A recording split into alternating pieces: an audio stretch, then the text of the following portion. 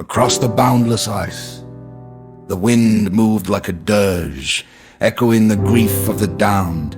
Upon that vast, white expanse a solitary figure trudged forward, slow, heavy and burdened.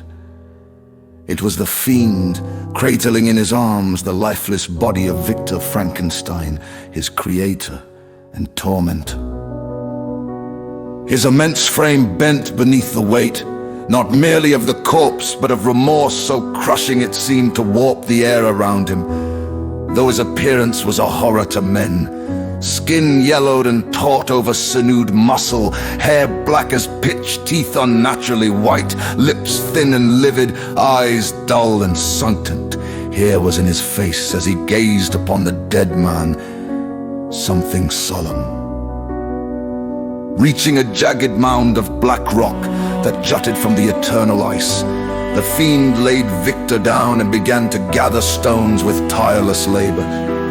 He built a rude sepulchre upon the frozen plain, his hands, those same hands that had once taken life, now shaping a monument. When the final stone was placed, he stood motionless, his dark form looming like a shadow upon the snow. "Sleep," he whispered. "Sleep and be free of this world's misery. Would that I too might lie beneath these stones." He sank beside the mound, the bleak wind sweeping around him as he buried his face in his hands. Phantoms of the past rose before him. William, fair and innocent, slain in a moment of vengeful wrath. Justine Moritz, gentle servant, condemned for the boy's death. Henry Clerval, beloved friend, strangled by the fiend's own hands. And Elizabeth, Victor's bride, destroyed on the very night of her wedding. Each image smote his heart with a torment more dreadful than the frost gnawing at his flesh. Darkness overtook him, his senses dulled, as if the very life within him were freezing to stone. He would have perished there, had not a band of hunters come upon him by chance. Men of the Tunamid, the hardy people of Eastern Green, the leader, a stocky man with sharp black eyes and weathered cheeks, marked by wind and cold, studied the creature's strange features without fear. Speaking in the flowing cadences of Tunamit Aresiat, he called to his companions, and together they lifted the fallen giant, bearing him back across the sea ice to their settlement. When the fiend awoke, it was within a sturdy turf hut, its thick walls of stone and earth rising in a low dome, insulated with layers of sealskin and heated by a central fire of seal oil burning in a carved soapstone lamp. The Tunamit, finding their communal dwelling large enough to accommodate his great frame, had laid thick polar bear pelts over him. They brought food from their stores, dried seal meat, fermented fish, and the rich blubber that sustained them through the endless winter nights.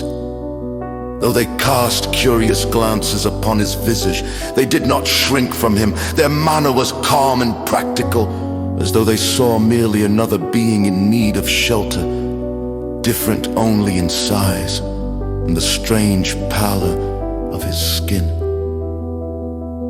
For many days he remained among them, gathering strength. Though he could not understand their speech at first, his quick mind seized upon the musical words and meanings with an eagerness born of long solitude.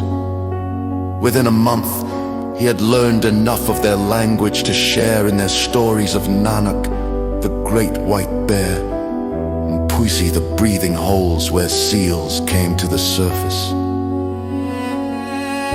It was in the midst of this quiet season that trouble came. One gray morning, a boy ran in from where the dog teams were tethered, shouting that a great Nanak had been seen prowling near their meat caches, buried in the permafrost. At once the elders gave the order for a hunt. Short, heavy thrusting spears were taken up, weapons built, not for throwing but for close combat, and the strongest dogs were harnessed to the hunting sledge when the fiend stepped forward, asking and halting Tunamit to join them. The leader nodded without hesitation.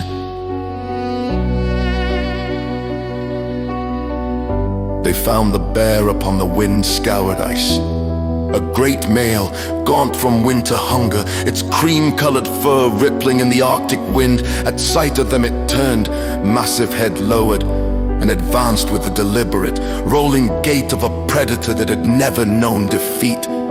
The hunters spread out in a careful pattern, calling to one another in sharp, practiced tones, driving their dogs in wide arcs to encircle the beast while staying beyond reach of those terrible claws.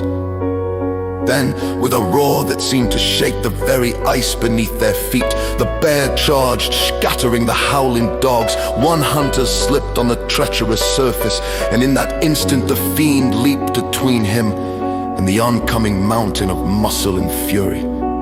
Planting his feet wide, he leveled his borrowed spear, a weapon that seemed almost small in his massive hands. The bear reared up on its hind legs, standing nearly as tall as the fiend himself, and struck with a paw that could shatter a man's skull.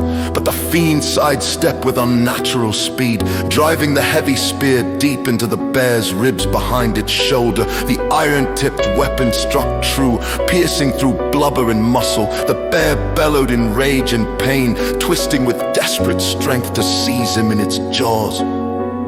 But he held fast to the spear's shaft, wrenching and driving it deeper until the beast's legs began to buckle. The other hunters closed in then, their own spears flashing in the pale Arctic light. And at last the great Nana collapsed, its massive head sinking into the wind-packed snow with a sound like distant thunder. As they worked together to butcher the enormous carcass, the Tunumit spoke among themselves in tones of quiet respect. They had seen many men hunt Nanak, but never one who could stand against such a beast with such fearless grace in their language. They began to call him Anjakuk, the Great One, the powerful spirit, though they spoke it softly, for among the Tunumit, power was not something to be proclaimed loudly in the hearing of the wind and ice. In the days that followed, the women worked the thick fur of the Nanak, cutting and stitching until a great coat took shape, broad in the shoulders, heavy enough to guard against the bitterest wind. When it was done, they brought it to the fiend. No words were spoken. He took the garment in his hands, feeling the dense weight of it, the warmth held in the fur. It was more than a gift. It was a sign that he had been among those who did not despise him.